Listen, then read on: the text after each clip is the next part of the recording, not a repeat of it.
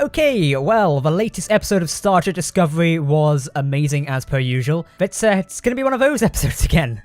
Hello everyone, my name is Captain Jack here on Trek Central. We're discussing Star Trek Discovery's latest episode today. It is called Through the Valley of the Shadows. It is episode 12 in season 2 of Star Trek Discovery, meaning we only have 2 episodes left in the season now.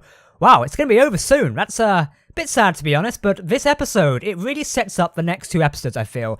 But also, I did not expect the twists and turns in this episode. So already from a preview, we knew we was going to the Klingon planet Borg, which has got the Kalos Monastery, and also houses Lorel and Tyler's son, which we turned out is actually fully grown by this point in time. It was a bit of a freaky episode, but hey-ho. And we also know, obviously, Control has affected Leland and is apparently ejecting people from starships. That's kind of what we got from a preview of this episode. Welp, this is where it explores it. So let's discuss it in a little bit more detail. Starting off this episode, we obviously recover the fact, oh look, there's another red signal appeared. It has appeared over the planet of Borg. They go to there, the Discovery crew goes over there. Basically, Tyler sets up a meeting with Lorel, who's still Chancellor at this point. She's not been overthrown yet. She's still Mother or the Klingon Chancellor. I don't know what her official title is these days, but I guess that's her, whatever. And they arrive at the Klingon planet Borg. Fun fact, they make reference to the Klingon D7 class, and you actually get to see a little bit of it in this episode. I was hoping we'd see more of it, but yeah, we didn't get to see much. I thought, a couple more panning shots could have been nice. I'm not sure if they were cut or anything, but it did seem weird to create the whole model and then not to actually show it off that much, unless we might see it more next episode. I'm not sure, but I kind of expected to see the D7 in a little bit more detail. But oh well, I guess we'll have to wait and see when else that appears a little bit more. Lorel comes on board Discovery and they discuss in front of Captain Pike and eventually reveal that the planet is home to their son, who they think still a kid, and Lorel's like, we can't let people know that he's there, because it'll affect her position as the Klingon Chancellor and will also endanger her son's life and also Tyler's life as well. Because everyone kind of believes her son and Tyler are dead. So it's like, everyone thinks they're dead, so there's no need to worry. But if the Klingon Empire do find it out, then they realise the Chancellor lied to them, the Empire will be open to sedition. So not exactly too well. Eventually the crew decide to send Pike down.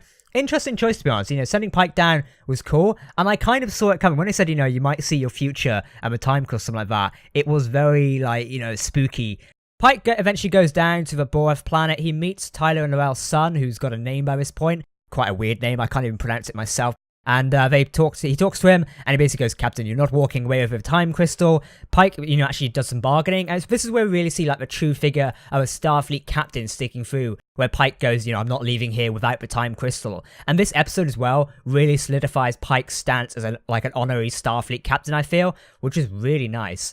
They actually go through the whole place, and Pike encounters a time crystal, and is actually shown a vision of his future. I didn't think Discovery would do this, and it is quite a controversial move, I feel, because showing Captain Pike his own future, it does alienate the timeline slightly, but because Pike is what this honorary Starfleet officer should be, he is literally the envisionment of a true Starfleet officer, I feel. He sees his own future where he's involved in a training accident and tries to rescue cadets and gets badly scarred by radiation, and he sees himself in a wheelchair. Now, obviously, Pike doesn't know when this will occur. He knows at some point in the future, but he doesn't know if it'll be next week or in 10 years' time. So he's a bit on edge from this point in time. And I really think it changes the character as well. And I hope they've not changed the character too much. That's my only fear. If they change Pike from here on out, that could be a fear of mine, but maybe he'll get over it. But then again, how do you get over something like that? But yeah, it was a controversial move for Discovery to actually do something like that, to show Pike his own future, and I'm not sure how that's going to sit with the general fan base yet. Not that it entirely matters, but it's kind of like one of those things I think, people are gonna have many opinions about this, to be honest, so yeah, I want to know your guys' thoughts on it down below. Do you think the writers were right by showing Pike his future? Because that's a pretty controversial move in my opinion, because, we're setting up some, really weird sort of stage here for Pike's character now, whether that's going to change him too much. I hope it doesn't change the character too much, because it'd be a shame if we lose that sort of Pike swagger that he's got. Because whenever Pike walks onto a bridge, you feel that sort of Starfleet captain resonating from him. But yeah, hopefully that doesn't affect him too much. But eventually he chooses to take the time crystal, and the Klingon basically goes, if you take this, your future will be sealed, which I don't quite see how, but time is a bit of a difficult thing to understand sometimes. So he takes the crystal and goes back to the ship. All while this is happening, Michael and Spock are venturing around on the Section 31 ship. They go to investigate the Section 31 ship, which has failed to check in, and they actually find the ship has vented the entire crew. Now, we saw this in a preview, so it's pretty easy to guess what happened there. Well, it turns out one of them actually survived, and it was actually Gant from the Shenzhou in episode 1 of Star Trek Discovery Season 1. It was weird to see him pop up again. It was kind of like, were they running short on extras or something, or was that just like a nice little throwback? I wonder if the writers had that planned originally, but I'd love to know the originalities of that at some point and see how, where that actually came from and whose idea it was to include Gant in that. I think it's called Kamar Gant is his character's name. So yeah, that was a shame. Turns out he's actually been killed by the AI and they've taken him over. So yeah, that's that awkward bit there where it's like, nope, I'm not actually alive. I'm secretly dead. But the AI is taking me over. And we see the AI basically saying, I want to use you, Michael Burnham. And it turns out the control AI wants Michael Burnham. Apparently it's the only variable it can't accept. Now, I do have a slight issue with this, and the fact that, again, Michael Burnham is like the sole proprietor of the entire galaxy at this point in time, where it's like nothing can happen without his or her say. And I feel like they may be straying from Star Trek a bit too much.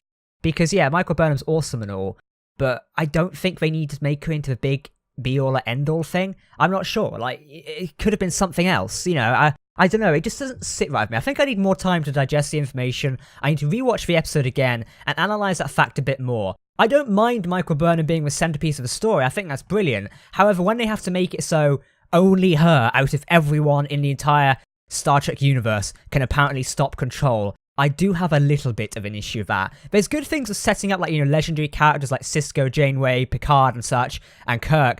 But anyone else could have probably done that and still got to the same position they could have. I don't know, it's just like the controls are only Michael Burnham can stop me. It's like, I don't know, I find it a little hard to believe in my own opinion. But I guess so, it might be a bit more explained in the next couple of episodes. I don't know, what are your guys' thoughts on it? For me, it's a little bit of a weird subject. I'm not hating on Discovery, don't get me wrong. I just see it as a little bit weird. Hopefully my skepticism can be maybe improved there for the next episode. So eventually they defeat Control, or they defeat the AI nanobot thing that's inhabiting Grant, or Gant as he's called, I was going to call him Grant then. They basically freeze him, or they magnetize the nanobots to the floor, which is a bit of a weird one. I wasn't expecting that, to be honest. Now, we've still got no sort of confirmation on whether Borg are like controlled in this, because I know a lot of people, some fan theories at the minute was like Leland is Borg. I don't think they are. It's just most likely they're using the nanotechnology, which was kept in storage from Section 31. I don't think Borg is anything to be associated with this at this point in time, though I might make a separate video on it soon, so keep an eye out for that. But yeah, this has been a very cool episode, and I think it sets up the scale for the next episode of Star Trek Discovery.